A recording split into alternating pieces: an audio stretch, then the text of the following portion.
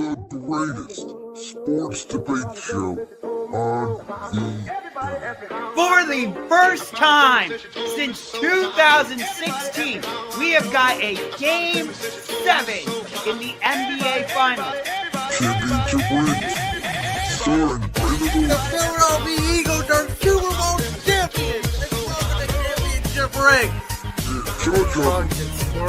I am loving this feud. Don't you dare shit on this. Don't you dare. I'm gonna shit on the stipulation of it. Oh my god, the stipulation is fantastic. now.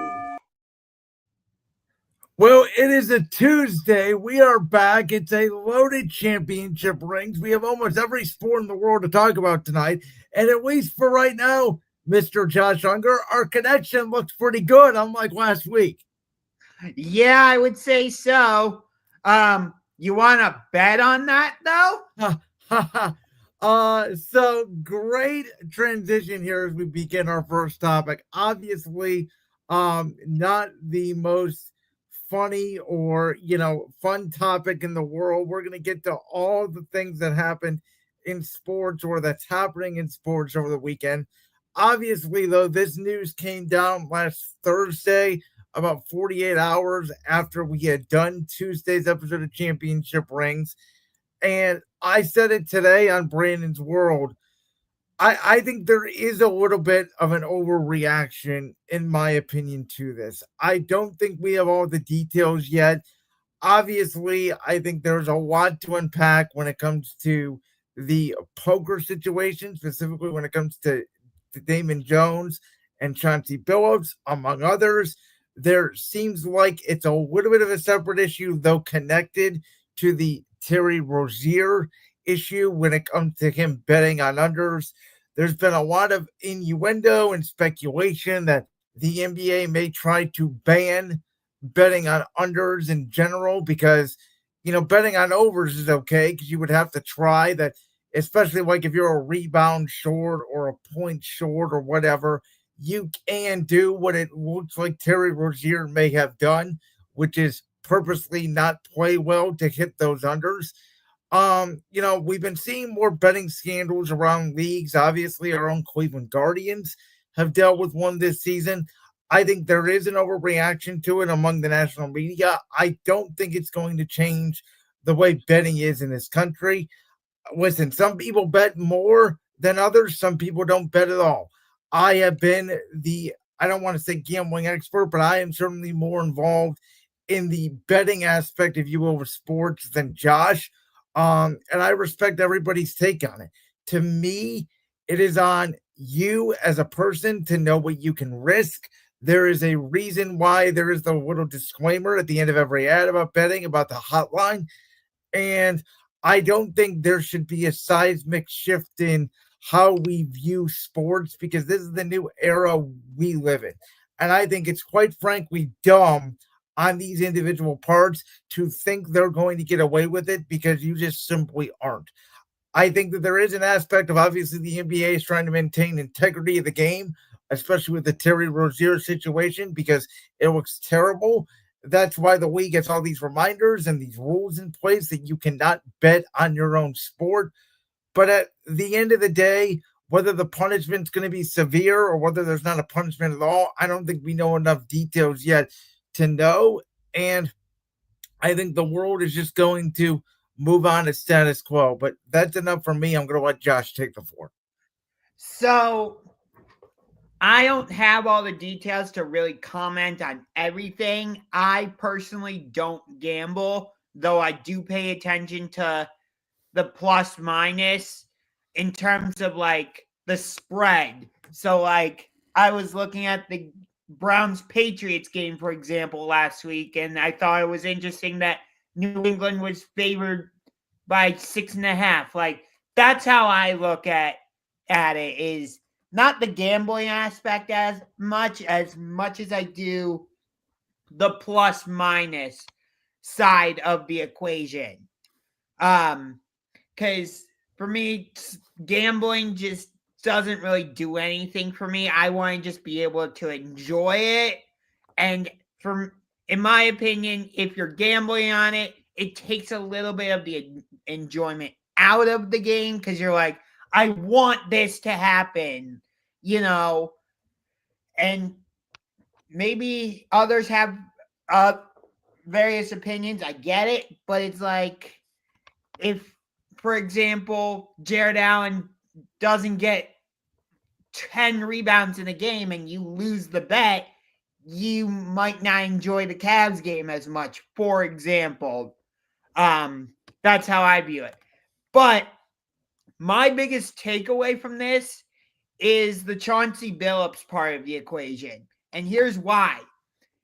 You are a finals MVP. You were on one of the best defensive squads in NBA history with that 2004 Detroit Pistons team that took down Kobe Bryant, rest in peace, Shaq, and the LA Lakers in the NBA Finals. You are a basketball Hall of Famer.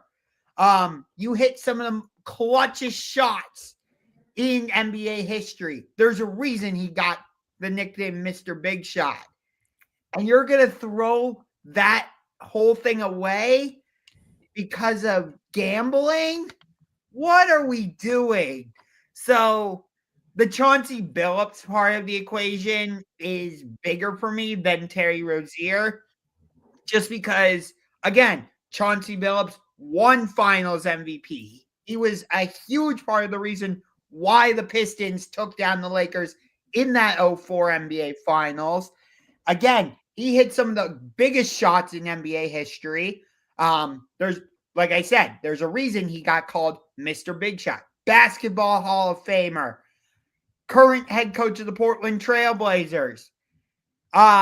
Whereas Terry Rozier, he had a nice stint with the Boston Celtics, had a few good moments, but nothing crazy. And then he goes to the Charlotte Hornets and has a nice season or two, but nothing that I can really recall. And now he's with Miami, and he's just been a good role player, not like he's not on the Chauncey Billups level, if you get what I mean. Now, to be clear, the Rozier situation happened a year ago. The NBA knew about it. The NBA said there was nothing further to investigate, and then this situation got re-brought up because of the Chauncey Billups, Damon Jones, and the other not named players, but it said specifically other players that were involved and potentially could be outside of the NBA. That part is true, yes. But like I said, the Chauncey Billups factor, I don't like, is bigger just because basketball Hall of Famer. I believe he was the MVP of that 04 Finals, if I'm not mistaken. Was. Okay. I mean, you take down the Kobe and Shaq-led Lakers. That's huge right there. Basketball Hall of Famer. But I can't say this enough. There's a reason he got called Mr. Big Shot. And you throw that all away just because you want to gamble. Why? It's annoying. It reminds me very much, and this ties directly into our next topic. I get that it's not the same situation, so I'm not trying to compare them, but this whole thing reminds me of what happened with Shohei Ohtani and his translator. I don't have all the details, so you'll have to forgive me, but I know his translator got into serious trouble, but Shohei really didn't get any type of punishment. And in my opinion, I think Shohei knew about what his translator was doing, and I think he was involved with what his translator was doing. So in my opinion, Shohei should have been suspended for the entire season. Of course, Major League Baseball wasn't going to do that because he is their unicorn and everybody wants to watch him, which I understand. But even for your biggest player, if he was involved in serious in in this type of stuff his translator was doing, I think he should have been suspended. So the MLB came out and the court came out in that situation and basically has said Shohei Ohtani did not know anything about what was going on. You remember that situation was different because they were going into Ohtani's bank account without him allegedly knowing. And as of right now, the MLB has said Ohtani is completely clear. And I don't believe that. I don't. Well, regardless, last night I admit I had to have a big cup of a iced coffee today from Starbucks because I was up till 1:30 in the morning. I tapped out about the 14th inning. So did I.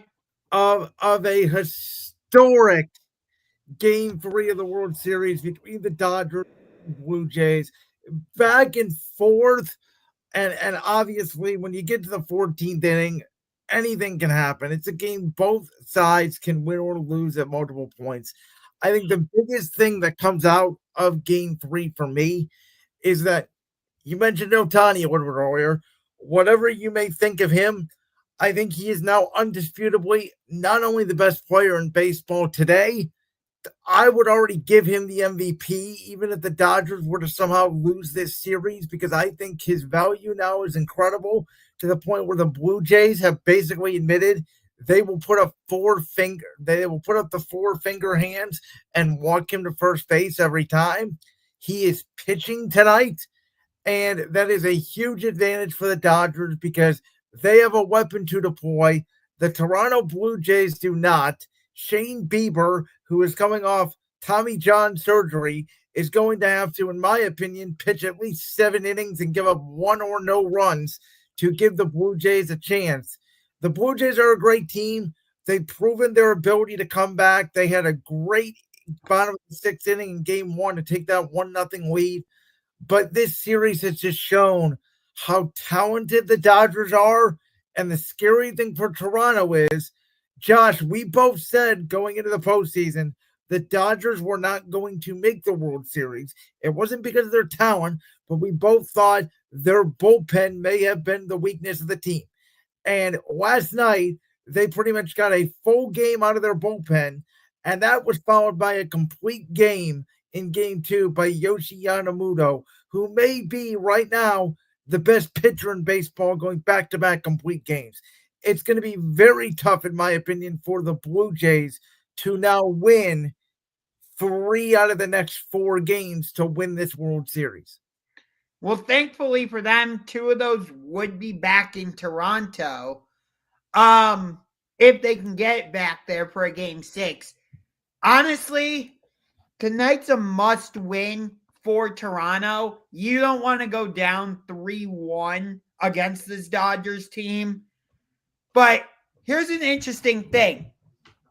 Did you know that going back to 2018, every opponent the Dodgers have faced in the World Series has been from the AL East? Think of this. 2018, Boston Red Sox. 2020, the Mickey Mouse World Series, where they played it in Texas. It wasn't even played at Tampa Bay or in LA, but still, they played the Tampa Bay Rays. And in 2024, they played the Yankees. And this season, they're playing the Blue Jays. The only team from the AL East they have not yet played in the World Series are the Baltimore Orioles. That is an interesting fact. And I think one of the bigger stories coming out of this World Series is, oh my God, if the Dodgers win again, look how unfair baseball is. And obviously there's a ton of conversation around baseball about whether at the end of the 2026 season there's going to be a lockout or not, whether eventually there's going to be a salary cap floor or a ceiling. In my opinion, the Dodgers, as of right now, they basically have the same rights and the same payroll as the New York Yankees, the Red Sox, the Phillies. The Dodgers just do everything right as an organization. And you look at how they're run, complete world-class facilities. You know, outside of the Ohtani situation, you can say what you want about it, but They don't have guys that are, hated in the media. They don't have guys who, are locker room issues or have a bad temperament. They're just a really well-run organization. And in my opinion, and I hate to say this because I'm a fan of the Cleveland Guardians and I'm a small market team, but I don't find the Dodgers' reign of terror, if you will, evil. I think the do. Dodgers, I think they are a really likable franchise, and I think every baseball team in the world should aspire to be what the Dodgers are. They pull these guys from Japan. They pull these guys from teams who give up on talent, and they just find a way to fit them in their lineup, and away they go. And they've done it every single year. It just took, by the way, the greatest baseball player to ever play, in my opinion, in the history of the game, who was in the same city as he is now, just 40 minutes away, to transform him into, oh yeah, he's probably the best player in baseball, maybe of all time, because of the way he can pitch and hit, to, oh my God, we are watching maybe one of the greatest athletes to ever grace the planet of Earth. I understand what you are saying, but the Dodgers are the evil empire. For me, they are. I don't like the way they are doing things. Oh, we're going to sign Shohei, but defer all his money. I still haven't forgotten about Chase Utley's slide from 2015 against the New York Mets, Ruben Tejada. I haven't forgotten about that. He was wearing a Dodgers jersey. Of course, since I'm a Cubs fan, we had that rivalry with the Dodgers in 2016 and 2017, where we played them in back-to-back NLCSs, with us winning in 2016 and them winning in 2017. But for me, they are the evil empire. I can't stand the Dodgers one little bit. Although I do have 3 players on that team that I actually do really like. Freddie Freeman, although I think he should still be in Atlanta, but his agent screwed that up. Mookie Betts, and of course, Clayton Kershaw. But of the 3... How about Kershaw last night, by the way? Top of the 12th inning, bases loaded, 2 outs, with all the pressure in the world on him, because that was a game at that point, whoever scored the next run was 90%, in my opinion, going to win the game. And 3-2, down and away, got him to swing and miss. I was surprised they did not deploy him for the 13th inning, that was all he pitched. Maybe they want to use him at some point in the game 7 or something if it comes to that point. But Clayton Kershaw, again, you had Clayton Kershaw and Max Scherzer last night. Scherzer pitched 5 innings. You had Glasnow go 5 innings for the Dodgers. You had Kershaw. You had Ohtani. You had Betts. You had Vladimir Guerrero. You had Bo Bichette.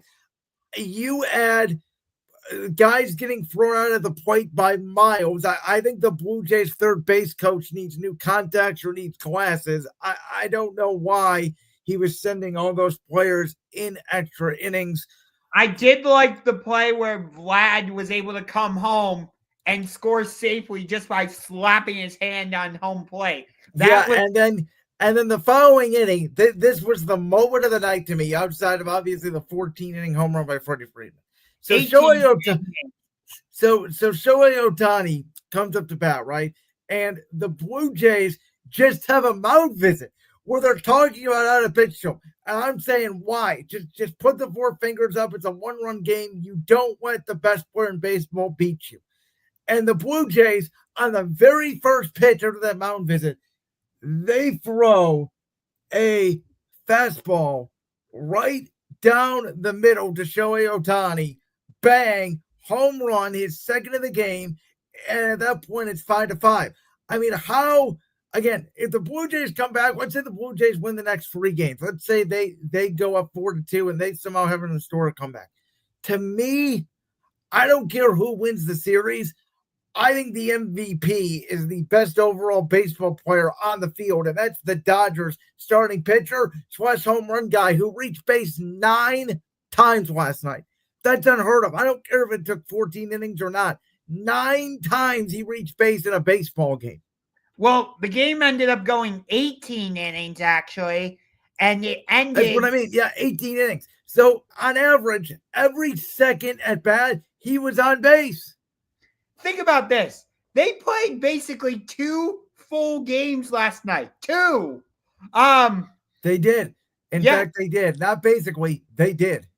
It's the second longest game in World Series history, trailing only behind Game 3 of the 2018 World Series, which also went 18 innings. And that World Series, ironically, was in LA, and it was won by the Dodgers on a walk-off home run. And then the Red Sox would still go on and win the next 2 games and win that series in 5 games. Yes. But think about what Freddie Freeman has done. Last year, he wins game 1 against the Yankees on a walk. I think it was a walk-off grand slam, if I'm not mistaken. It was, and the infamous Joe Davis, Gibby meet Freddie call. Yes. And then he does it again last night. I'm glad you brought up Joe Davis. I wish he wouldn't call World Series that involved the Dodgers. And that's because, for those of you who don't know, he is the Dodgers TV play-by-play guy. Yes, he is. So for me, it is so annoying to listen to him call these games on national TV with the Dodgers, because you can just tell he is heavily leaning towards LA. Well, let me ask you this question. Do you feel the same way about Mike Breen in the NBA postseason when he calls Knicks games? To a certain extent, yes. Although I love Mike Breen. I think his calls are great. But to a certain extent, yes, I do. So I just think it's the nature of the business, unfortunately. Let's move on. Let's get to football. Let's talk about Sunday Night Football. So the Steelers were up 16-7 at halftime of this game. It looked like everything was rolling for Pittsburgh. Aaron was going to have a great kumbaya story, beating his former team, the Green Bay Packers, albeit in Pittsburgh and not in Lambeau. And then at one point in the second half, Green Bay had outscored Pittsburgh 25-3. They scored on every possession in the second half. Jordan Love going up and down the field on that Pittsburgh Steelers defense. And the question on the screen reads, was Sunday night's game more about the Steelers or the Packers? In my opinion, I believe this game was actually more about Pittsburgh and not on the defense side of the ball. I know everybody wants to say, oh my God, the Steelers have paid the most money on defense and this defense is terrible.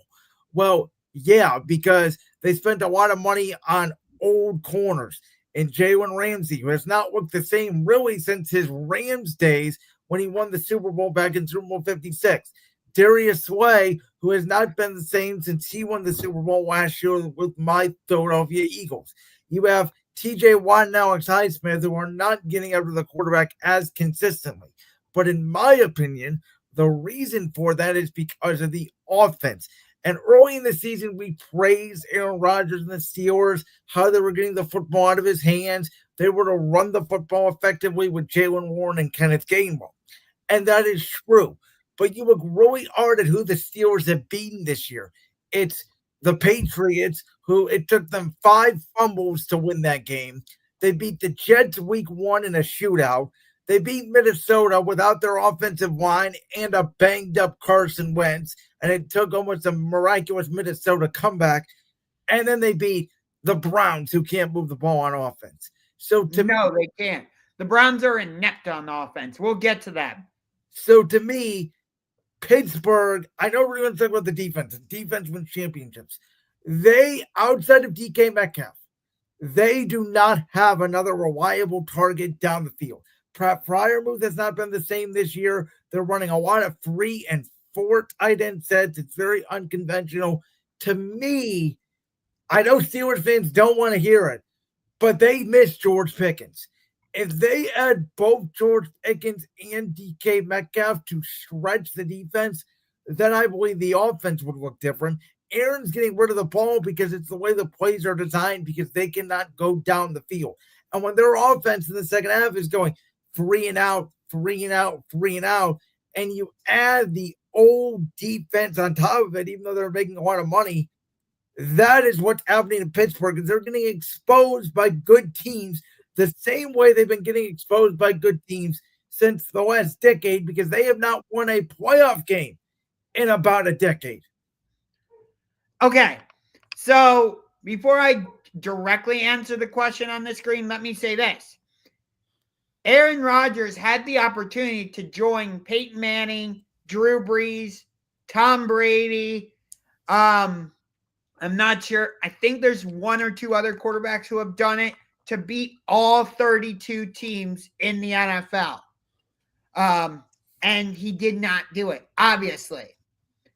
But so I just wanted to point that part out, which I do find interesting. I love looking at those type of stories and stuff.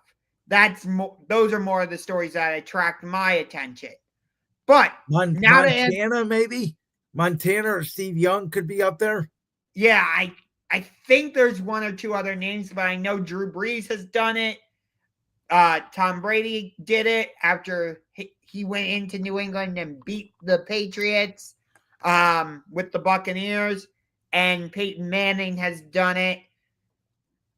I'd have to read up and see who else has. But aside from that, for me, this game actually says more about the Packers and specifically Jordan Love. Because before the season, during our prediction show, I remember somebody here saying he was going to win MVP. You are correct. And after that Cleveland game, I remember we were both like, what is going on with him? And that was the best game they played since the Washington game, easily. Yes. And interestingly, we were like, when is the real Jordan Love going to stand up? Because we had the first 2 games with Detroit and Washington. And then he has that game against Cleveland where he throws a late interception. I don't know why, but it allowed the Browns to win. And he's had some mixed bad games since then.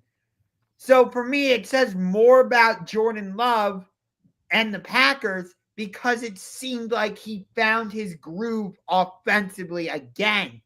They were running the ball effectively, not just with Josh Jacobs, but also with Wilson. And you saw how that benefited them defensively. Micah Parsons was living in the Steelers' backfield. They had a very strong pass rush. And the Packers, for the most part, were playing very sticky man-to-man. I know they put in a bit of zone at times, but it seemed like they were mostly playing man-to-man. And I think a lot of that, let me just add, because that was not the case in the first half. I think Green Bay went into the locker room and they made an adjustment. They said, boys, these, as I alluded to earlier, these guys cannot throw the football down the field. Let's just press man. We'll live with it. They want to take a shot to DK Metcalf. We'll let him go all day. But we're going to put pressure on Aaron Rodgers because he's not comfortable when we get after him within the pocket. And Micah Parsons was playing a lot at middle linebacker, standing up over the center, not necessarily an edge. And they just took advantage of that Pittsburgh Steelers offensive line and decimated them in the second half. Do you agree with what I'm saying about the Packers offense, though? For sure. I think that Green Bay, Tucker Kraft was huge. I think the addition of bringing back Christian Watson was big because the one thing I have yet to understand about the Packers offense this year is where the hell has their first-round wide receiver Matthew Golden been? He was almost invisible again on Sunday night. That, to me, has been the part of their offense has been missing. Maybe Christian Watson gives them that element back. But Jordan Love has these games where he is very Aaron Rodgers-esque in a way, where he has some games where he looks mid, but when he gets hot, he can get as hot as any NFL quarterback in the league. I mean, he did complete 20 straight passes, tying the record of Brett Favre for most in Packer history. Yes. And ironically, until that game, the Packers had scored 27 points in their victories. And we all know what that magic number means to them because Brett was 27 when he won his only Super Bowl. Aaron was 27 when he won his only Super Bowl. And Jordan Love next Sunday will be turning that infamous age of 27 years old. Yes. And of course, I have the Packers winning the Super Bowl against the Baltimore Ravens. You have them losing the Super Bowl against Buffalo. Correct. Well, Josh, I'm sorry the pain that you had to endure in the 1 o'clock window on Sunday afternoon. Watching I don't know what you're talking about. You know how sad it is to be a Browns fan? I know you know. But I'm okay. I'm just going to cut you off right here. I'm just going to cut you off. Go ahead. I have been trying for so long to defend Kevin Stefanski. You know how hard I've been defending him.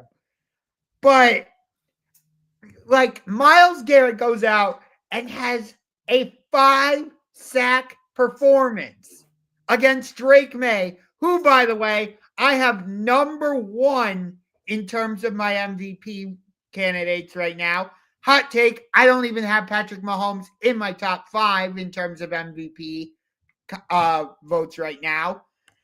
If you want, we can dive more into that. But that'll be a next Tuesday discussion. Okay.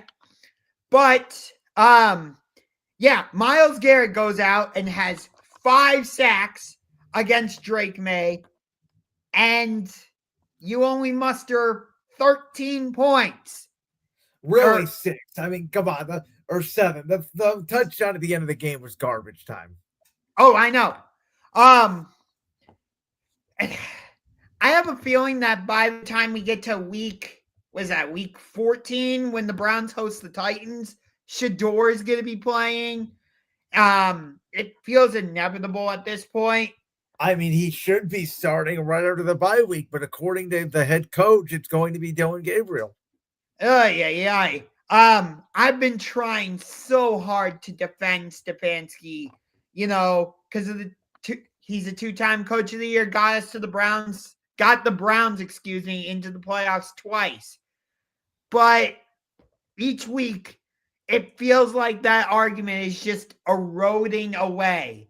And I'm not quite at the level of we need to fire him, but my confidence level in him is quickly eroding.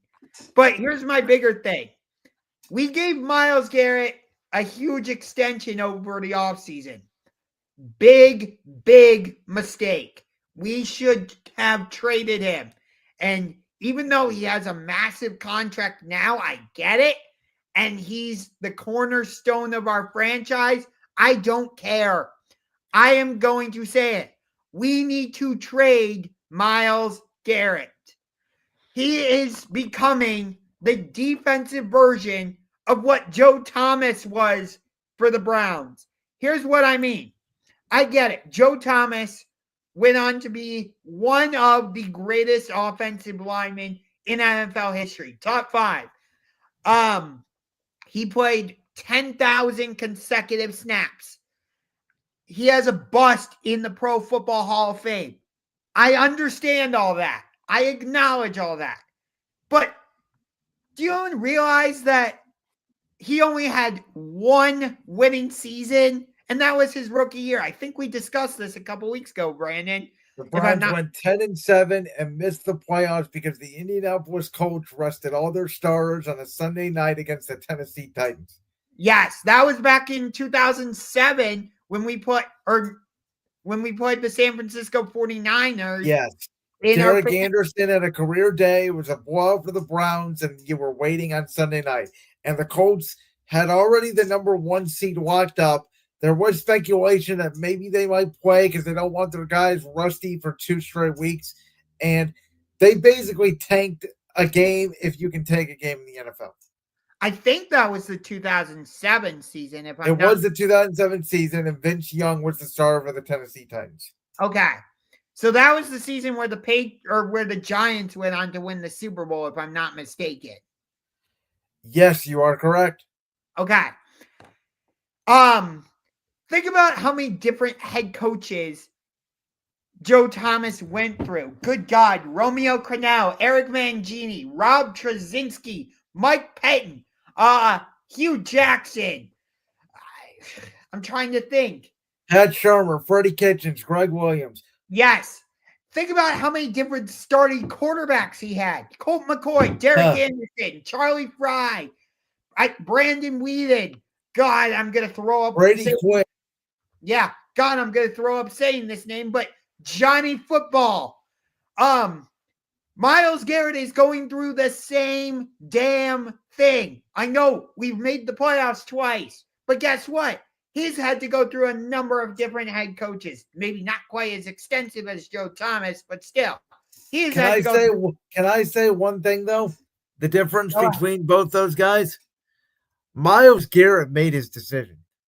I don't feel bad for Myles Garrett at all. Myles Garrett could have stayed pat and said, no, I don't care how much money you want to throw at me, Andrew Berry. I demand a trade from the Cleveland Browns, and I will sit out the entire season until you trade me. Instead, Andrew Berry said, hey, Myles, how does $40 million a year, aka, I don't know, about $2 to $3 million per game, sound to you? Okay, that sounds great because we have this great plan at quarterback. Oh, yeah? What's that plan? Well, we're going to draft a third-round quarterback who can't see over his offensive line, who's about 5 feet tall and can't complete a pass out of the end zone. And then we're going to draft a guy in the 5th round who should have went in the 1st round, but our coach can't stand him, so we're going to blackball him.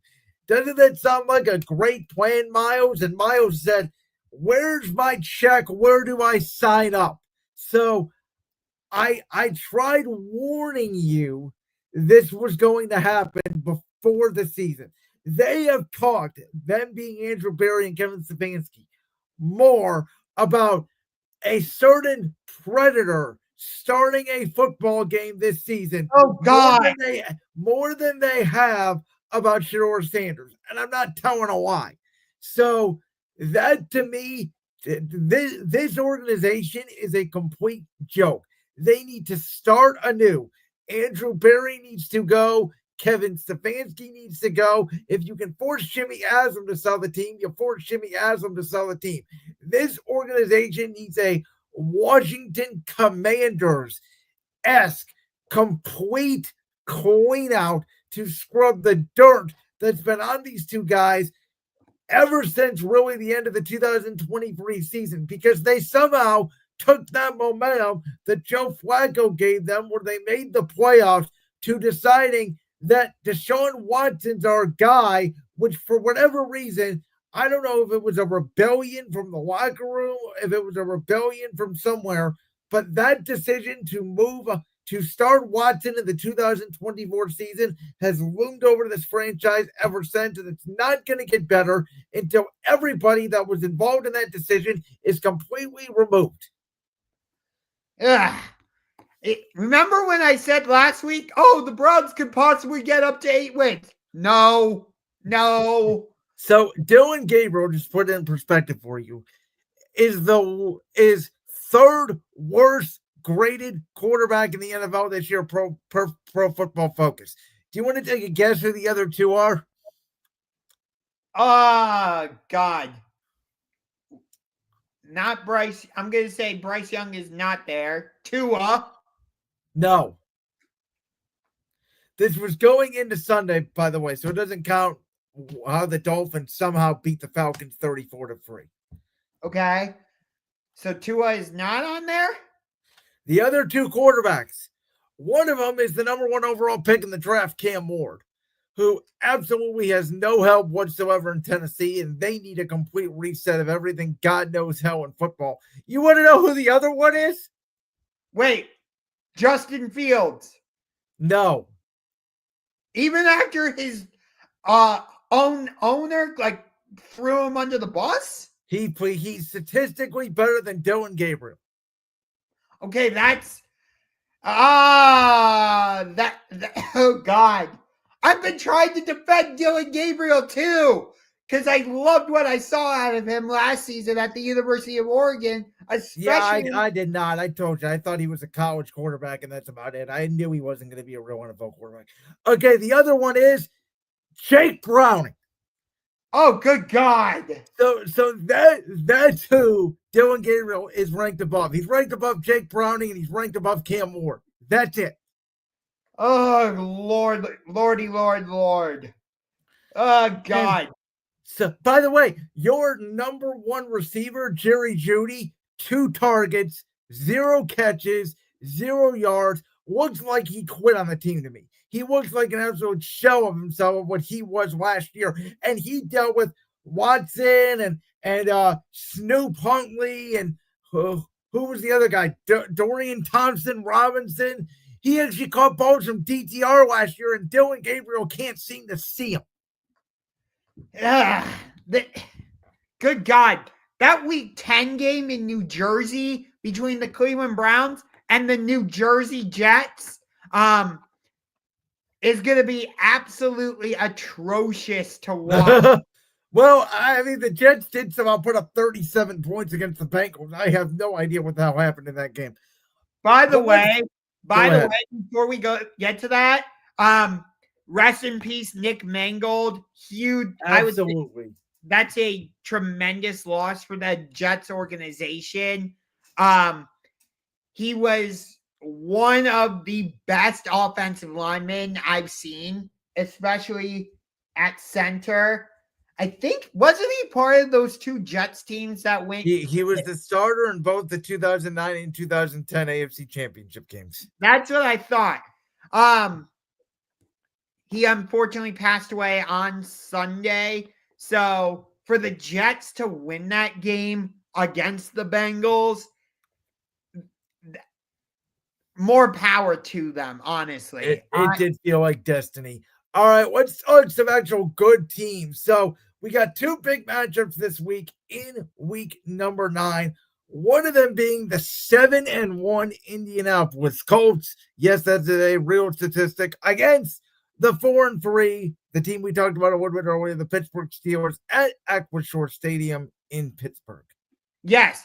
I will actually be doing a live reaction to this game on Sunday over on my YouTube channel, Ungar to the Max. So be sure to check that out. But I honestly think this game could go a long way in shaping what the AFC playoff picture looks like because of this.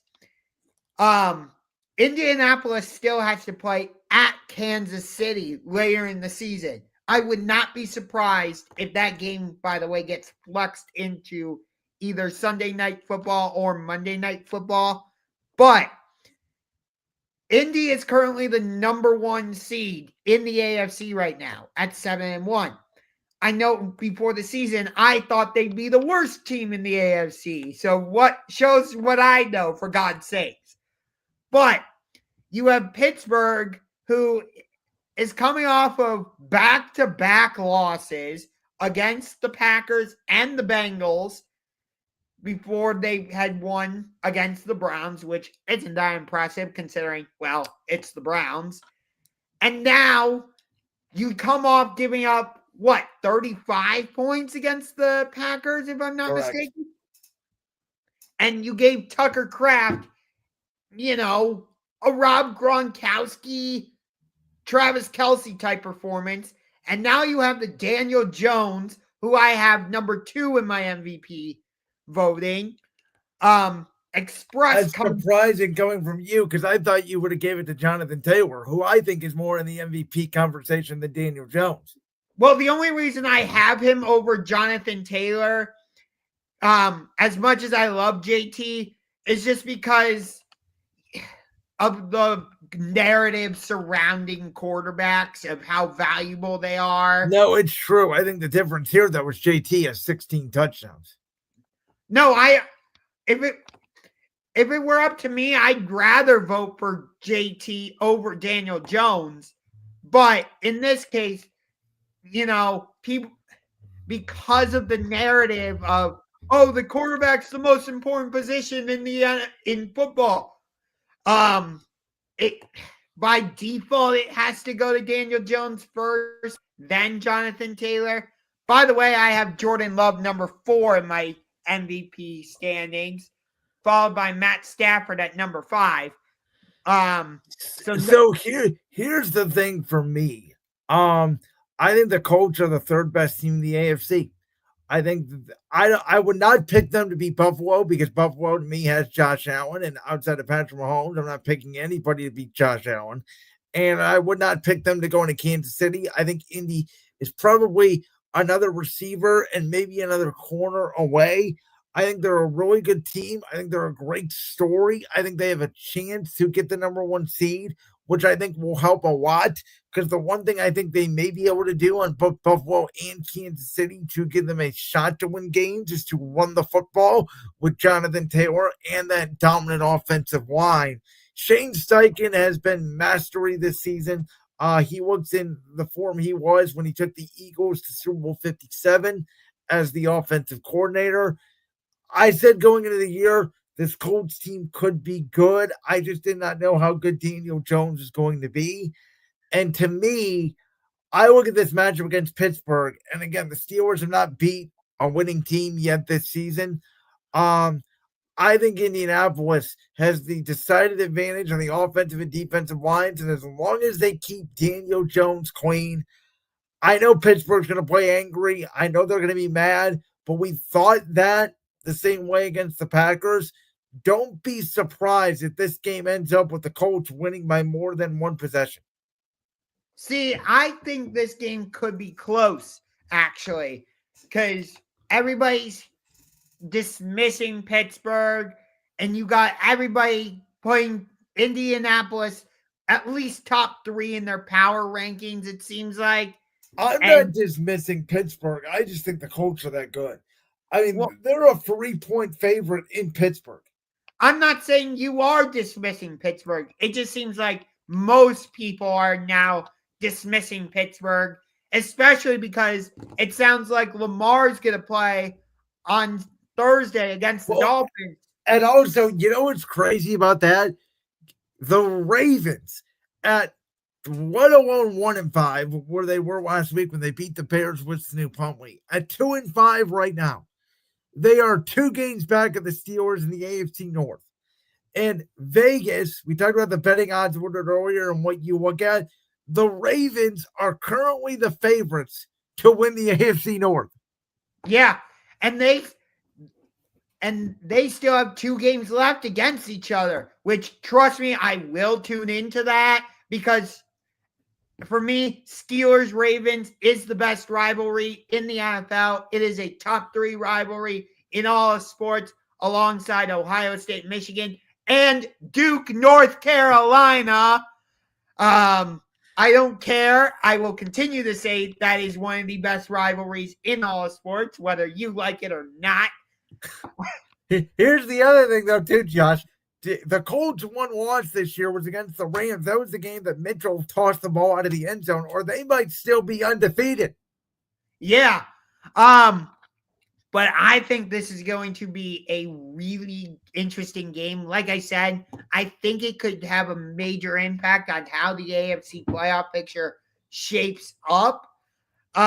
Because if Pittsburgh falls to 4-4 and Baltimore wins to get to 3-5, they're right back in the mix to win the division. Agreed.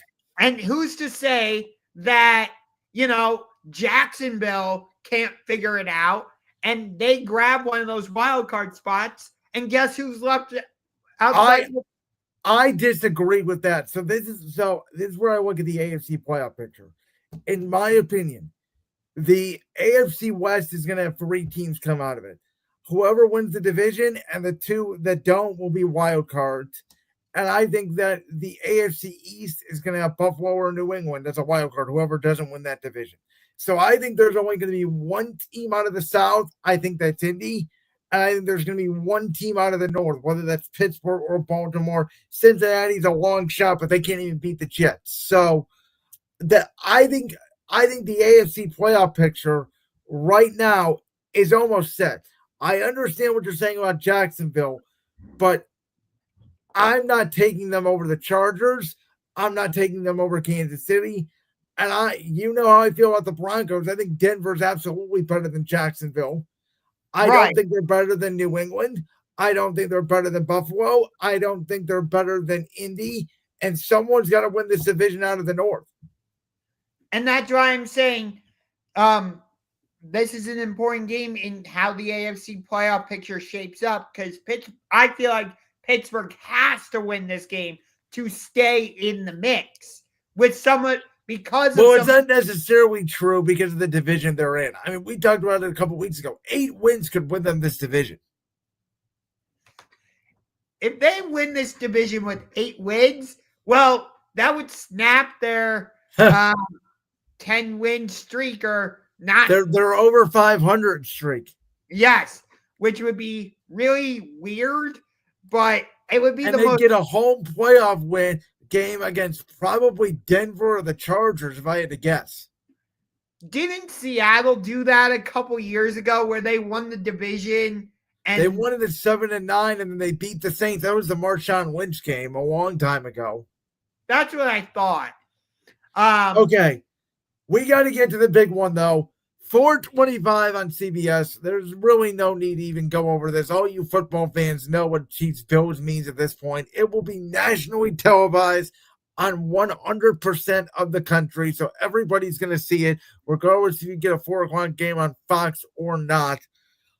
I think, to be honest with you, if you're Buffalo, this may sound weird, you might want to lose this game, because I think the winner of this game is probably going to lose when they meet up again. I think the Patriots are a great story. They're better than what I thought. But in the playoffs, when push comes to shove, again, I would not be surprised if these two teams meet up again in the AFC Championship game. And Kansas City is playing at their all-time high right now. They're playing really good. Obviously, Buffalo got back to it, defeating Carolina this past weekend. But Josh Allen can make all the plays he wants in the regular season. I don't care whether the Bills win this game or not. I care about January 25th, when either they have to host Kansas City or they go to Kansas City. Can they beat them in the playoffs? Well, it hasn't mattered if they've played in Kansas City or in Buffalo. Mahomes has gotten the better of him every time they've played each other in the playoffs. That's what I'm saying. So to me, this game, to be honest with you, for both teams, you could say it's a big game and it's their rival and all that. It doesn't really mean much to either side. It may mean more to Kansas City because of the division they're in, because while New England has an easy schedule, they got to play Buffalo again. And I think Buffalo could still win the division if they lose. Kansas City, it's going to be, I think, tougher with the Chargers and Broncos in there battling in the AFC West. And I think Kansas City probably wants home field advantage more than Buffalo. But I don't know. I mean, I can't wait to watch it. But at the end of the day, it's going to be like, okay, these guys play. It's going to be a great game. When's the next one going to be? So here's my thing. I think this game's more important for Kansas City because if I'm not mistaken, are they at Denver next week? I believe they have a bye and then they go to Denver. Okay. So I believe their next 2 games are Buffalo this week, and then after their bye, it's at Denver. I believe you're right. And then they have another game, and then they go to Dallas on Thanksgiving. Okay. So with those 2 games on deck, at Buffalo and then at Denver, for me, this game is more important for Kansas City because of what you mentioned, the division they're in. Right now, the Broncos are winning the division. Well, you have a chance to play them in, what would that be, 3 weeks? 2 weeks, something like that? Well, it'd be from week 9 to week 11, so 2 weeks. Okay, so you have a chance to play them in Denver in 2 weeks. So you want to have as much momentum as you can. And I know they beat the Raiders and they beat the Commanders. Whoop-de-freaking do. You won those games at home. Jaden Daniels wasn't even playing for the Commanders, and they only scored 7 points, even though they created 2 turnovers in the first half. Here's the thing, though. They didn't blow out anybody last year. How many times did we say, oh, the Chiefs got lucky. Oh, the Chiefs got lucky. Oh, they should have lost this game. Well, this year they're not getting lucky. They're just beating people up. Yeah, and if you remember, after that Jacksonville game, we were like, well, what's wrong with Kansas City? Well, we didn't really say that. We said we were going to start asking the question if they lost to Detroit, and that's when this run started. They completely took apart the Lions on that Sunday night game. Yeah, they really did. And yet it seems like Detroit has had a resurgence since that game, but we're not talking. The Lions are always good at home. That's the difference with them. Yes. But for me, like I said, this game's more important for Kansas City because they have that game at Denver coming up. You want to have as much momentum as you can. But by the same token, Buffalo needs this game equally as bad because they're trying to keep pace with the New England Patriots, who I understand what you're saying, that Buffalo still has a chance, but because New England already went into Buffalo and beat the Bills, and the Bills still have to come to Foxborough, I think I think New England is winning this division. And Buffalo's going to have to go through the wild card if they want to get to where. I disagree. I think even if the Bills lose this game, they may lose one other game the rest of the year, which would be probably Philadelphia week 17, because I think they will get revenge on New England in Foxborough. I don't see New England. I mean, it took New England forcing uncharacteristic Buffalo fumbles and an insane game by Stephon Diggs for them to beat Buffalo. I'm not saying it's that they can't. I'm saying it did take a lot for them to do so. Can they do it again? I'm not sure they can. I think they have found a formula. Yes, they need to improve their offensive line. You can't be giving up 5 sacks to one guy. And here's the thing. This is the one thing I'm worried about the Patriots. They're beat outside of Buffalo. Again, give them all the credit for the Bills win because they deserved it. The rest of their wins have mostly come against tomato cans. That part is true. We're going to get a true taste of who the Patriots are when they have to play at Tampa Bay. I know the Buccaneers will be without Mike Evans, which is unfortunate. I love Mike Evans. But they are still easily a top 3-4 team in the NFC. 100%. And that game's in Tampa. So we will definitely learn a lot about the Patriots in that game. But like, it's Josh Allen and Patrick Mahomes. It is must-watch TV. You know it's going to be a great game. I love that it's with Nance and Romo again. I'm surprised that this matchup has always been on CBS. Well, part of it's because CBS protects it. They get one game to protect every year, and this is the game that they protect. I'm not saying I don't like that because I love Nance and Romo on the call for this game every time, but I would love to see this game be on Monday Night Football once. Personally, I mean, they were on Sunday night one time. I'd love to see it on a Sunday night again. I don't know if I can handle Chris Collinsworth talking about both of these guys. All right. My head might explode. Let's get to our top 5 games now of week 9. So I'm going to go first. There's a lot of interesting matchups this week. It's a weird week for me personally because, well, the Browns and Eagles are both on a bye, so I don't really have a dog in the fight this week. I sort of get to chill back and watch all the games. But number 1 is obvious, so I'm just going to go straight from the top. We talked about the Chiefs-Bills. Number 2 is the NFC North Division Showdown at 1 o'clock featuring the return of J.J. McCarthy and the Minnesota Vikings against Dan Campbell and those Detroit Lions coming off a bye. They're at home. We know the Vikings have been really struggling. It's going to be JJ McCarthy's first action in 7 weeks, and there's no pressure now for him because Carson Wentz is out for the season. This is his team. Let's see what he can do. The Vikings and Lions, even though their records may not be, that great for Minnesota, they always typically do play those close games. This is, of course, a rematch of Week 18 last year in Detroit. Number 3, we already talked about Colts Steelers. Number 4. Now, this all does depend on the health of the quarterback of the Washington Commanders, Jaden Daniels. But this is a Sunday night game with the Seahawks coming off their bye. They're in a battle in the NFC West with the Niners and the Rams. They have to take on a Commanders team. By the way, Seattle is currently leading that division. Yeah, and they're in a battle, like I said, with the Niners and Rams for that division. They are going against a Commanders team who you could say it's the injuries, or you could say they're one of the biggest disappointments in the year of the NFL.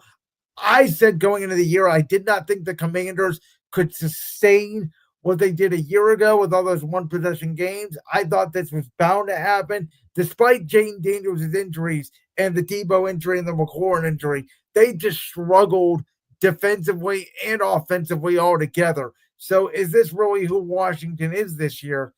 And then number 5, and I put this on the list because of the history of what a certain quarterback for the Arizona Cardinals, if he's going to be healthy and playing, does in AT&T Stadium. He loves playing in that stadium. He's lit up the Cowboys. We talked about how great this Cowboys offense was going into the Denver game. And then Denver just put up 44 points on them, and the Cowboys offense fell flat on their face. Can Dallas bounce back at home against an Arizona team who always plays well in Dallas and coming off a bye? And they've lost 5 straight games, but all by one possession. In my opinion, I think it's a very intriguing Monday night game down there in Big D. So for most of your list, we agree on like 2 games. Number 1, Chiefs Bills. I don't really need to explain more than that. Number 2, Steelers Colts. Colts Steelers. There we go. Again, we already talked about it. I don't really need to say any more than that. At number 3, I'm actually going down to Central Texas, not to Dallas, but to Houston. Because you got the Texans who maybe they found their offense last week against San Francisco. Maybe. Well, the Niners also don't have a pass rush, and now they're going up against the best pass rush in the league. I think Denver being favored there says something about Houston to me. So, but the fact that you got Denver coming off of playing up 40 against Dallas and now having to go on the road to play a very stingy Houston defense, I think it makes that a very interesting game. I really like it. So I got it at number 3. Number 4, I'm so mad about this team because I actually thought they could beat the Bills at home this past week. I even told you it would be a trap game for Buffalo.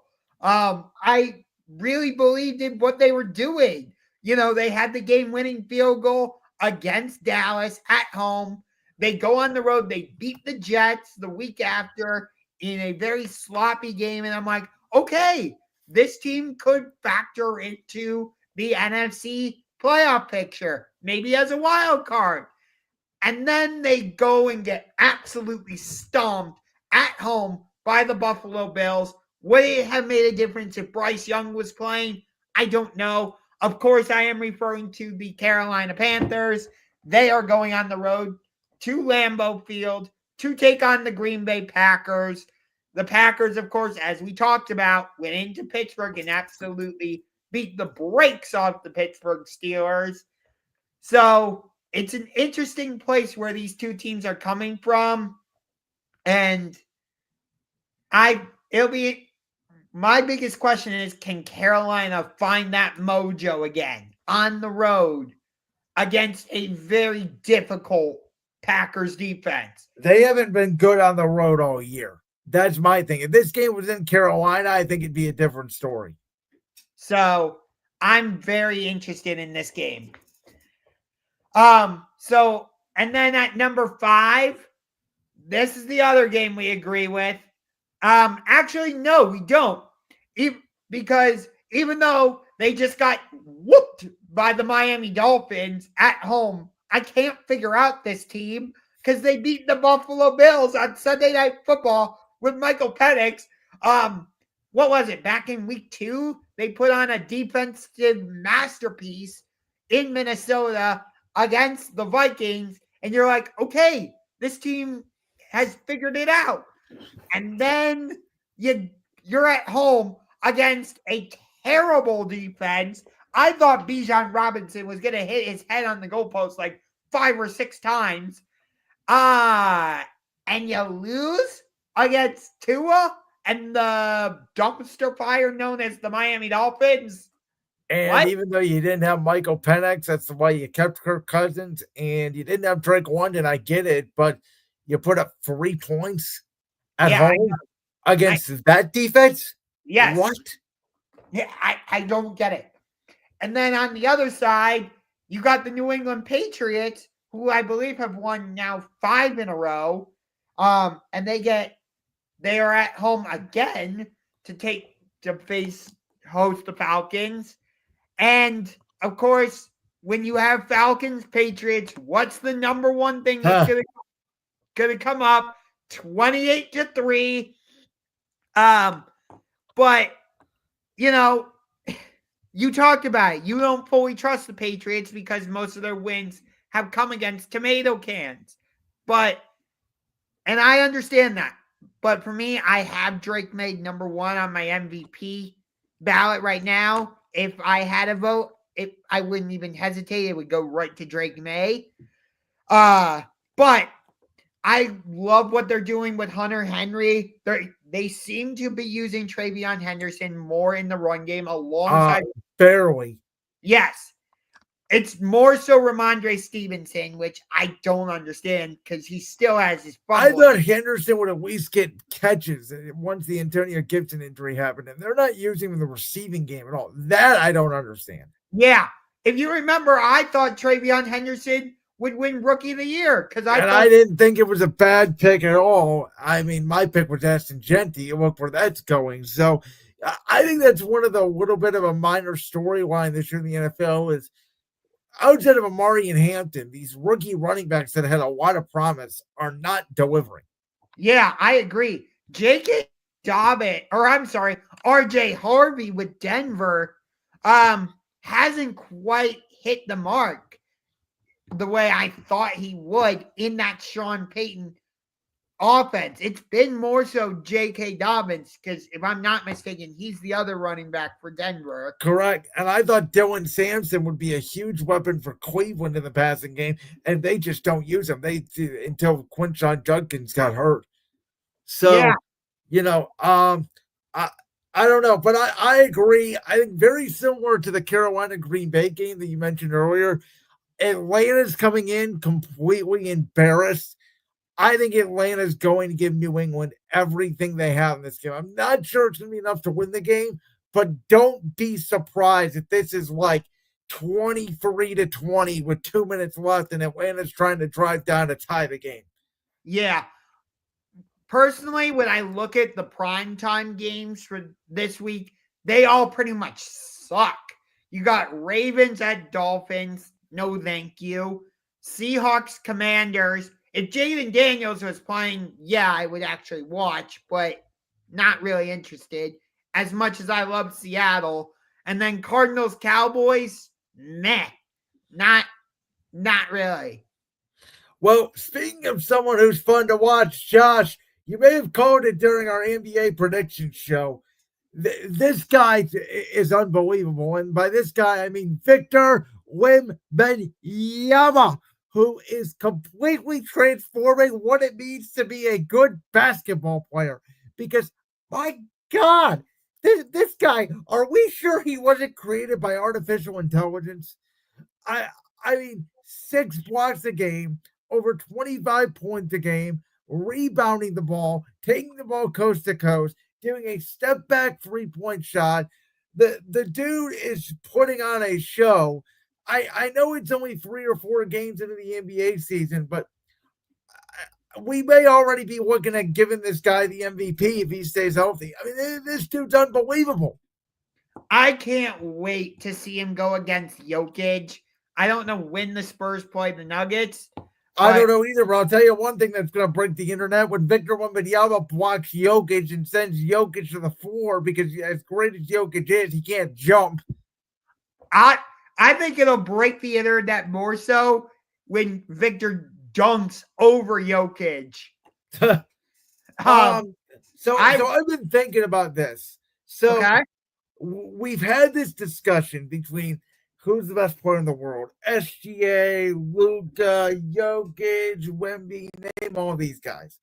There was a time about 10 years ago where LeBron was highly regarded as he's no doubt the best player in the world. But then we had players like Steph Curry who changed the game, and Kevin Durant, who was an absolute assassin, especially when he came over to Golden State.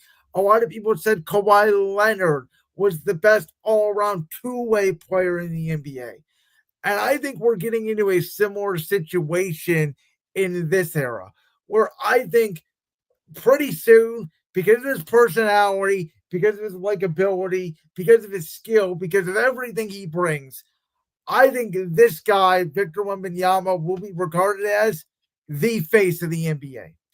I think Nikola Jokic will then be regarded as he may still be the best player, but he doesn't have the personality of face of the league. He's really good. He's solid. He has the championship. He's all that. And Shai Gilgeous-Alexander, as much as you may not like this answer, Josh, he may be like Kevin Durant or Kobe Bryant, where it's like he may have the most championships out of Victor and Jokic. He may score the most, but he'll never be regarded as the face of the league. I think that's where we're at this point. You know what's interesting, though, is like you say Kobe was never the face of the league, but do you remember like the reaction around the world, like when we found out he had passed away? Like, well, of course, Kobe Bryant is one of the icons. That's what people get confused all the time. Face of the league and great player and regular, they're two completely different things. Not necessarily. Yes, they are. They are two completely different things. Face of the league is this guy is undisputably on every single poster, not only because of his game, but because of the leadership, community, what he does outside the game, along with being the best overall player by a complete mile because he can do completely everything on the court. Which is what Shohei is for Major League Baseball. Yes, absolutely. That's what I mean. Shohei Ohtani is the face of the league, but he's also the best player because he can do pitching and hitting, right? Would you say Mahomes is like that for the NFL then? Yes, Patrick Mahomes is the face of the league. Kobe was a great player, but Kobe played like Michael, where he was a shooter. He wasn't necessarily a passer. He didn't do all this, great media stuff. He didn't really give to all these charities and be the spokesperson for the league. That was LeBron. Kobe sort of took a backseat to LeBron in terms of marketing. Just Kobe overall won more championships, but LeBron was always viewed as that's the guy because he does something that Kobe can't do. At 6'9", the ability to pass, the ability to score, the dunking ability, he had everything. Yeah, I don't necessarily disagree with you. But by the same token, and I hate that I'm having to like bring up Kobe's death because that just absolutely rocked me. Because he was one of the players that really turned me into as big of an NBA fan as I am. Watching him battle Dwayne Wade and watching him go against Carmelo and LeBron and him battle with the Celtics and San Antonio and, all that. But for me, like, sure, he didn't have like a lot of media attention or all that, but he was absolutely an icon. You to a certain extent anyway, I would say, because, like, think about it. When you shoot a watch. When you toss the ball in the paper basket, you say Kobe. Yes, you do. Bingo. Watch. Kobe. There you go. You don't say LeBron. You don't say Durant. You don't say Michael. You say Kobe. Yes. And, but that's not what face of the week is. Well, in my opinion, that definition is subjective. I don't think there's a clear definition of what. I think there is a clear definition of what face of the week is. I don't think there's a clear definition of what best player is. I think there's a clear definition of what face of the week is, which is merchandise, ratings, podium, availability, good at the microphone, talent, skill. You wanted to watch anytime Kobe was playing. So you did, except for the fact that the Lakers were not in contention every single year of his career. Yes, but you still wanted to tune in and watch him. I mean, he's not during that time after Shaq left. No, NBA ratings were down until guess who came into the league at his peak in 2007, his fourth year in the league, carrying the Cavs to the NBA Finals, LeBron James. And from 2007 to basically 2022-ish, it was LeBron's league. And everybody knew it. And Kobe was still in the league. And Durant was in the league. And Steph Curry was winning MVPs. But it was LeBron's league. Just like the 90s was Michael Jordan's league. I think the last 3 or 4 years it has been Nikola Jokic's league. I think pretty soon we're going to transition to this is Victor Wembanyama's league. If he spends his whole career with San Antonio, I think that would change everything. By the way, it was Duncan's league, but Duncan was boring. He didn't have a personality. This right after Michael left and they won their first title. Duncan was not the face of the league. Michael and Larry were face of the week because they saved the week. And then Michael came in and was the transpoint guy, made basketball cool. Kobe was just the same as Michael Jordan. LeBron was the next guy above Michael to be like, we've never seen that before. And then Steph changed the game. Steph could have been a face of the league, but he was in LeBron's era. Yeah, trust me, I understand what you're saying, and I don't disagree entirely. I do see it a bit differently, but hey, I don't know the last time we really agreed on something, honestly. Well, a coach was fired over the weekend in college football. This was never a great fit to begin with. I mean, the guy tried to make up Southern twang when he got there at LSU. I'm just going to say this off the bat. You know where I think Brian Kelly could potentially land, and I actually think it'd be a good fit for him, is your school at the Penn State Nifty Lions, because I think Brian Kelly is more of that East Coast guy, tough guy, football guy, where I think James Franklin, weirdly and oddly, actually fits more down at LSU. Southern guy, there's talent right there, doesn't have to go across the country to recruit. You know, LSU's been so far behind in terms of Georgia and Alabama and now Texas A&M and Ole Miss and now even Vanderbilt. Well, you mentioned Ole Miss. I'm glad you brought that up because, well, the Florida job is also open, and you're right about that too. The name that keeps popping up for both Lane Florida, Kiffin. Bingo, Lane Kiffin. Now I think he's going to stay at Ole Miss, and I think he should. The weird part about LSU is they won with Ed freaking Ogeron. They won with Les Miles. Brian Kelly came from Notre Dame to LSU because he said, I can't win at Notre Dame. And then Marcus Freeman goes out 2 years later and makes the national championship game. And Notre Dame loses their first 2 games this year and are somehow still ranked and are going to probably make the college football playoff, where Brian Kelly was flat out fired. Yeah. It was never a good fit. I know they had that win in week 1 against Clemson, but look at how Clemson is now. Yeah, I mean, no kidding. I'm surprised Dabo Sweeney ain't on the chopping block at Clemson. Listen, I think that this sort of does negate back to Alabama, right? Because earlier this year, remember they had a terrible loss in week 2? I don't remember who that was against, but there was conversations about, Kalen DeVore's not the guy. Should we go out and get Nick Saban again? We're talking about week 1 when they lost at Florida State. Oh, you're right. Yep, you're right. And Kalen DeVore's turned it around, and now Alabama's a top 5 team in the country. I think LSU has got to go out. I think they got to go get a football guy that understands the South.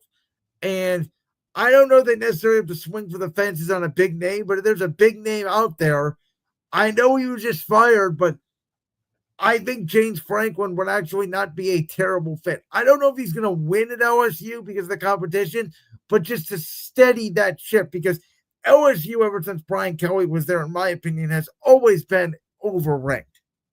I can't see James Franklin as a good fit in LSU. If he couldn't win the big games with Penn State in the Big Ten, I can't see him beating the likes of Alabama, Ole Miss, Texas, Oklahoma. Yeah, I know. Well, I don't see LSU doing that regardless, unless they hit on a quarterback. Yeah. Remember all the hype for Garrett Nussmeier? And yeah. Well, remember the hype for Arch Manning? Again, that's why I told you this. I completely ignore what everybody says about the college football draft about December. We have no idea. Ohio State's schedule this year was originally against number 1 Texas and number 2 Penn State. Guess what? Ohio State currently hasn't faced anybody on their schedule that's currently ranked in the top 20. We don't know anything. No. And Ohio State doesn't play Indiana this year. Ohio State's not really going to get tested. Well, they are going to play Indiana in the Big Ten championship game, would be my guess. Oh, God. Which will be a big test for Indiana. Penn State should bring Charlie Weiss out of retirement. Oh, I completely disagree with that. When's the last time Charlie Weiss coached anything? Yeah, I don't know. But, I should be hyped and excited about this game on Saturday. Penn State at Ohio State. Nah. Ohio State's going to smash Penn State by like 30. Penn State has lost, I think, 4 in a row. Oregon, UCLA, Iowa, and Northwestern. And now you expect them to go on the road and beat Ohio State? No. Very interesting times in college football with all these coach firings. I want to wait until we get the official committee rankings. That's when, to me, the college football season actually starts. That's when the rankings actually matter. Yeah. The rankings, the first official rankings come out next Tuesday, I believe it is. I believe you're right on that. It may come out during the show. We got one last topic. I specifically wanted to talk about WWE Saturday Night's main event on Saturday in Salt Lake City, Utah. We have not talked about wrestling since maybe before Crown Jewel, I think. Yeah, we were previewing Crown Jewel. It's been a while. So Seth Rollins' injury happens. Josh, one of your favorite wrestlers, if not your favorite wrestler. Obviously in that coast to coast to Cody Rhodes. The vision turns on Seth Rollins the following Monday on Raw, completely unexpected. That leads us to this CM Punk Jey Uso World Heavyweight Championship match, because CM Punk won a number 1 contenders match. We already beat Jey Uso. Jey Uso then wins a battle royal next week. In my personal opinion, I like this card because I think there are so many different scenarios, because we have both complained, and you especially, about why you don't watch WWE because everybody is interfering everywhere and there's so much predictability. I think they are setting this up for, I don't know what the hell is going to happen. I think there is a world where CM Punk wins the World Championship. And there's a world where Jey Uso does turn heel and does put on his inner Roman Reigns and wins the World Championship. I love the scenario of maybe the Vision comes out. Maybe it's LA Knight. Maybe it's Jimmy Uso accidentally getting Jey Uso disqualified. And they say you can't win the championship via disqualification. And there's no champion that walks out of this situation. I think there is some scenario, and they're not going to do it, though I would personally do it at this point, where in the main event, Cody Rhodes' anger towards Drew McIntyre gets the best out of him, and Randy Orton comes down, and he accidentally screws Cody Rhodes, and at the end of the night, Drew McIntyre's hand is being raised as the new undisputed champion. I think there are so many scenarios involved with these two main event matches. I personally am in love with the direction they're in it because I don't know what to expect. I have no idea. Do you remember when Roman Reigns was being thrust down our throats constantly and we were all just like sick and tired of it? Which version? Are you talking about the Big Dog version or the Tribal Chief version when he had the title? Big Dog version, when like WrestleMania 32, he kept being put in WrestleMania main events. He won a couple. That was the Vince McMahon era, I believe.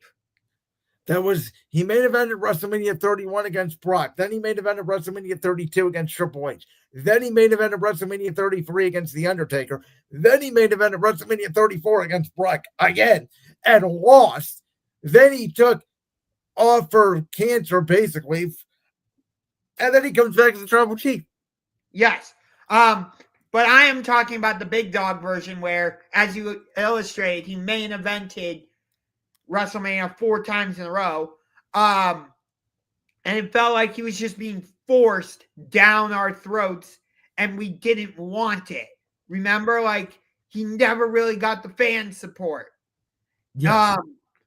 It feels like Jey Uso is going through the same thing. Like, I was fully behind Jey Uso. Remember, I predicted him to win the Royal Rumble.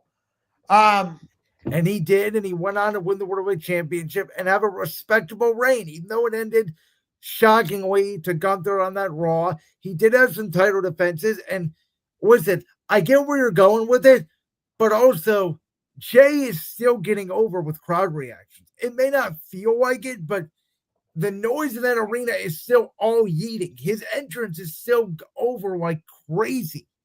I know. No, I understand that. But it's just like, why is he in another title match? Like, I would have preferred CM Punk versus LA Knight. Like, they've been having good in promo battles. I like that it seems like they're giving us that feud of Punk versus LA Knight. And then it's, oh, no, we're going to put Jey Uso in this match. And I'm like, why? No. I agree with you, but I think Jey being in the match is part of the longer story, which is, again, like, let's say Jimmy Uso accidentally cost Jey Uso the World Championship, or he accidentally gets Jey disqualified, and they say, okay, Jey, Jimmy, Punk, LA Knight, and Roman Reigns, or some combination, you guys are a War Games team against the Vision, Brock Lesnar, maybe Drew McIntyre, like, I don't know, and we don't have a champion. I've seen an idea thrown out there where it's like, maybe they don't crown a World Champion at all, and maybe John Cena's last opponent is for the vacant World Championship. Let's see. I was at the Rumble in Houston when Edge's music suddenly played and shook everyone watching at the next big event. Who the hell is Nathan Jones? Yeah, I don't know who Nathan Jones is. But by the way, thank you for watching tonight. If you don't know, Edge is my favorite wrestler of all time. So thank you for watching. Yes. But By the way, I think he is off AEW programming right now because he is filming a Percy Jackson movie. Yeah, did you see? I know this is completely off topic, but we might as well talk about it for a second. Did you see this theory going around that everything going on with Andrade and the clause or the non-compete is so WWE can try to convince AEW to make Edge come back for one night to fight John Cena? I have not seen that. But I do know they've been playing those teaser vignettes, and most people think it's Jericho. You know what? Well, no, they already revealed it. Did you not see it? No. They already revealed it. It was nothing. It was a WrestleMania 42 promo. Oh, okay. That's hilarious. But most people think Jericho is going to debut or I guess return either at Saturday night's main event or at Survivor Series, which if he does, you know what? Good for him. Like I disagree. I actually think that they're going to wait till the Rumble in Saudi. That's when I think he makes his return. But either way, you know what? I enjoyed him in AEW. Like, thanks for everything you did, Jericho. But you made your career in WWE. I don't mind if he wants to go back there and finish it. Like, it really doesn't bother me at all. Plus, I'm loving what AEW is doing right now. I'm very much into this women's tag team tournament for the tag titles. And this Jon Moxley, Darby Allin stuff is just pure insanity. And I think you hang out too much with Dave Meltzer, Josh. but yeah,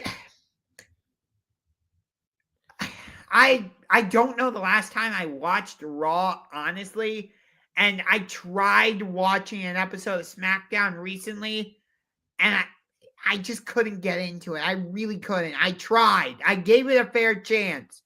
And I think they're trying some new things. Like I said, I would have put the title on McIntyre on that SmackDown where Cody came out after they said Jacob Fatu was attacked. I think you can get the title back on Cody. You could give McIntyre a short title reign and give Cody the belt back at the Rumble to head back into WrestleMania. I think Saturday night's main event, if you want to make that a big deal and say you have to tune into these Peacock events, which I don't know if we're calling them POEs now or not because they're only on Peacock, put the damn title on Drew. You can do it for a night. I don't care. I think Drew deserves to be champion for a little bit. I don't think Cody needs this long title reign. We already got the long title reign. Yeah. And unfortunately, I'm not gonna watch War Games because, well, I canceled my ESPN Plus subscription because, the UFC is moving off of it, and that's one of the primary reasons I had my ESPN subscription. Because, I love the UFC. I might watch UFC 322, where Jack Della Maddalena defends his welterweight title against the former lightweight champion, Islam Makhachev. And you also have a flyweight title where the current champion, Valentina Shevchenko, defends against the former strawweight champion, Zhang Weili. 2 super fights in the world's most famous arena, Madison Square Garden, UFC 322. It is going to be a must-watch event. Also, I am going to be at USA versus Canada Women's Hockey Rivalry Series on November 6th at Rocket Arena. Sounds like fun. Well, speaking of must-watch event, you're going to want to tune in to next Tuesday night, episode 99 of Championship Rings, because the NFL trade deadline will have come and passed. Josh has been teasing it all night, but I'm going to let him unveil his MVP picks for week 9 of the 2025 NFL season. I will react. Any other NBA, wrestling, Major League Baseball, World Series news we'll get to as well. It was a fun show, a long show. If you are a new listener or watcher, thank you for joining us. And we'll be back next week. Josh, you got the final words tonight. See you later. By the way, it is the Frozen Frenzy All 32 teams are playing in the NHL, 16 games. We got the Penguins taking on the Flyers in the Battle of Pennsylvania. Go Penguins, boo the Flyers. I have been a Penguins fan all my life. The Capitals are taking on the Dallas Stars in Dallas, and you've got the LA Kings taking on the San Jose Sharks. The Blue Jackets are playing the Sabres. Of course, we have World Series game 4. How those two teams are going to figure it out, I have no freaking idea. We're going to find out in about 25 minutes. Yeah. And of course, we also have the Knicks taking on the Bucks. Did you know yesterday was a sports equinox day? Yes. All 4 professional sports teams played at least one game. Yep. So, all right, guys, we'll see you next week on Championship Rings. College basketball is back next week.